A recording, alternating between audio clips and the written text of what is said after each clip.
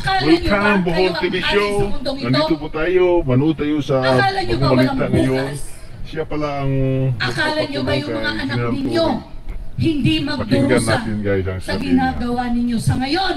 Oo nga, tandaan nyo yan. Tama po si marami nagsasabi sa akin, Mamo, mag-ingat ka. Pasensya na. Wala akong takot.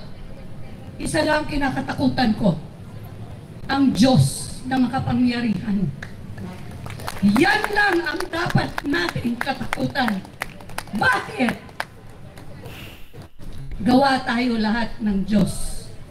Pero totoong may demonyo. Totoong may satanas. Huwag tayo doon. Naawa ako sa iyo, Rochelle. Kasi nanay din ako. Lola din ako. Kung may kasalanan ka, dahil lahat naman tayo may kasalanan, wala namang pure sa atin dito. Pero malamang hindi kasalanan mo yung pinagbibintang nila sa'yo. Mga kapatid, mga kababayan, tayong mga labor, mga sektor na nasa labor, pwede bang itaas natin ang ating mga kamay dito kay Rochelle at ipagdasal natin sa ngayon. Abba, Father, we thank you for this time to pray for Rochelle. Lord, you know what she has been through, Lord. Father, in the name of Jesus, I call forth the blood of Christ over her life, over her family, her children, her grandchildren, mga kapatid niya, buong pamilya niya. Lord, balutin niyo po siya ng dugo ni Jesus. Lord, protektahan niyo po siya kasama ng buong pamilya. At ipinagdadasal ko na rin si Tatay Digong. Father, embrace him while he is all alone in the Hague. Father, I pray that he will come to you and he will talk to you. I know that he's been talking to you. At alam ko rin si Rochelle ay nagdasal na rin para sa iyo. Maraming salamat, O Diyos. Maraming salamat sa protekta na ginagawa niyo, sa ginagawa niyo din po kay Rochelle. Salamat, Lord, hindi niyo po kami pinababayaan at hindi niyo pababayaan ang buong Pilipinas na nagmamahal sa iyo. Ang mga tao na to na dumudurog sa mga anak mo, O Diyos, wala silang karapatang mamuno. Wala silang karapatang tumagal sa pwesto nila. May kapupuntahan sila. Lord, maraming salamat. Ngayon, Lord, mukha lang kaming ape. Mukha kaming walang pag-asa. Pero hindi totoo. Dahil ang aming pag-asa ay nasa iyo, O Diyos.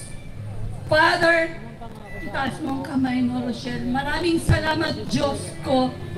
Lord, in Jesus' name, fill the earth and fill the Philippines with your blood, the blood of Christ that covers us from the schemes of the enemies.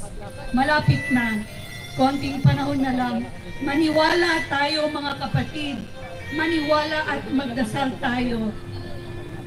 Lumuhod. Sa ngayon, lumuhod tayo, Rochelle. Abba, Father, andito po kami. Lumuluhod dahil nagpapakumbaba. We humble ourselves. Father, thank you. Thank you that you love us. Thank you that you will never leave us nor forsake us. Not our families. Not these Philippines. Lord, thank you for the protection you have given PRRD, VP Inday Sara, Congressman Pulong Duterte, si Mayor Baste Duterte. At Lord, lalo na lahat ng PDP laban na tumatakbo ngayon, ang Duterte, Father God, papanalunin niyo po sila. Yes, maraming nagsasabing, maraming dayaan, merong mangyayaring dayaan. Lord, naniniwala kami doon. Pero Lord, mas naniniwala kami na mas makapangyarihan ka. Meron kang gagawin, Lord. Naniniwala kami doon. You will never leave us nor forsake us. You will be for us and not against us. In the name of Jesus. In the name of Jesus. In the name of Jesus.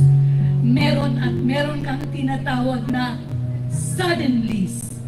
Lord, mahal mo kaming mga Pilipino. Mahal mo ang Pilipinas. Lahat ng Pilipino nandito sa Pilipinas at sa buong mundo na umaasa, tumatawag sa pangalan mo, sa nag-iisang Jesus. Maraming salamat po, Diyos na makapangyarihan. We give you praise, glory, and honor of God. Lord, salamat. Pwede ba tayong kumanta? Sundan niyo lang ako. Nararamdaman ko lang. Rodrigo